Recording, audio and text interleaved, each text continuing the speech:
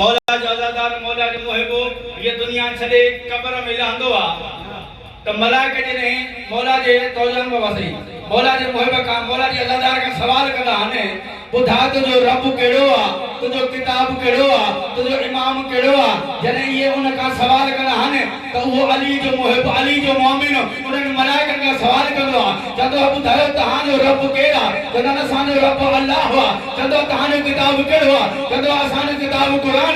चवंदो आहे तव्हांजो इमाम कहिड़ो आहे। चवंदा आहिनि यादि रखजांइ जेको तुंहिंजो इमाम अली आहे उहो इमाम मुंहिंजो वली आहे। सुभान अल्लाह सुभान अल्लाह।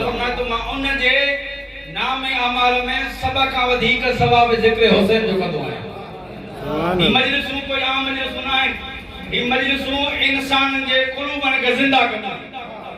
हिन मजलिस में अचण सां इंसान जे वजूद जी ख़बर पवंदी आहे। मतिलबु फरमाइनि जेको हिन ज़िक्र में ईंदो आहे दुनिया जो सभु महफ़िल छॾे हिकु दफ़ो ज़िक्र में अचो फातिमा ज़हरा बकिया छॾे करे सलाम कंदी आहे। बीबी चवंदी आहे सलाम उन अज़ादर ते जंहिं दुनिया जा कम छॾे मां फातिमा ज़हरा जे ज़िक्र में आयो आहियां। सुभान अल्लाह सुभान अल्लाह। कोई साजा झेड़ा माने तो जने सुबह का वडी आली ज़ाकिरन जा झेड़ा टाइम ते झेड़ो जने ज़िक्र दी मंजूरी फातिमा ज़हरा है तो वो टाइम ते झेड़ो छो जैसी ताणी फातिमा ज़हरा न चाहींदी न को हिन मेंबर ते ईंदो न को पढ़ी संदो बेचारी दुनिया जो लख कोशिशूं करे जैसी त मैं फातिमा ज़हरा न चाहींदम न तो ज़िक्र ते ईंदे न मेंबर ते वेही सघंदे। सुभान अल्लाह सुभान अल्लाह। छो त ही अहल बैत जो ज़िक्र आहे। न ज़िक्र में असांजो अक़ीदो आहे त अहल बैत बि ईंदा आहिनि नबी बि ईंदो आहे फातिमा ज़हरा बि ईंदी आहे लेकिन अज़ीम मर्तबो न जो आहे जेको फातिमा ज़हरा जे बच्चनि जो ज़िक्र कराए। बाजुमरान जॾहिं कोई बानी इमाम हुसैन जो ज़िक्र कराईंदो आहे त जनाब सैयदा फातिमा ज़हरा ऐं जनाब ज़ैनब आलिया शाम मां जनाब ज़हरा बकिया छॾे करे उन बानीअ जे घर ईंदियूं आहिनि चवंदियूं आहिनि मुंहिंजा अल्लाह हिन बानीअ खे ईअं आबाद कजां जीअं असांजे बच्चे हुसैन जे ज़िक्र खे आबाद कयो। सुभान अल्लाह सुभान यानी इमाम हुसैन जे ज़िक्र जा शर्त आहिनि लेकिन इमाम चवंदो यादि रखिजो अगर कायनात में रही करे इमाम हुसैन जो ज़िक्र तो ख़ुलूस सां कयो मार्फत सां कयो भले दुनिया तो कुछ भी अता न करे मां फातिमा ज़हरा जो नालो तोखे उहे इज्जतूं अता कनि जेके इज्जतूं दुनिया में भी कमी दे आखिरत में भी कमी दे।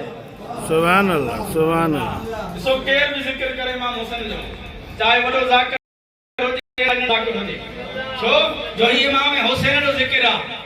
इमाम हुसैन जो ज़िक्र इंसान जे क़ुलूबनि खे ज़िंदा कंदो आहे। इमाम जो ज़िक्र इंसान जे मर्तबनि ज़िंदा कंदो आहे। इमाम चए थो अचो ज़िक्र में इहो न ॾिसो त पढ़ण वारो केरु आहे इहो ॾिसो त ज़िक्र कजो आहे। जॾहिं ईअं नियत खणींदे फातिमा ज़हरा चवंदी मां काइनात जूं एतिरो इज़तूं था कनि न दुनिया जूं इज़तूं हिकु पासे मां फातिमा ज़हरा ॾी ॾिनल इज़त हिकु पासे हूंदी।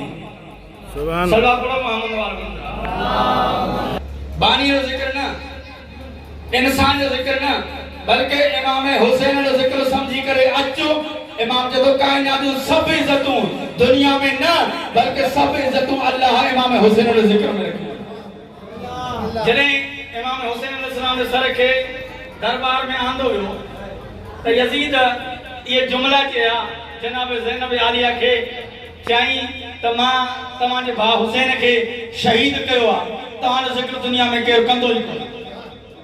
त जनाब ज़ैनब आलिया ये जुमला चया त यज़ीद यादि रखजां मां ज़ैनब आलिया अली जी धीउ तो समाजो थी कयां त अॼु खां वॾी क़यामत ताईं जंहिंजी दिलि में हुसैन हूंदो जंहिंजी दिलि में अली जी विलायत हूंदी जंहिंजी दिलि में अली जी मोहबत हूंदी उहो मरंदो त मरींदो लेकिन करे हुसैन इब्न अली खे छॾींदो कोन।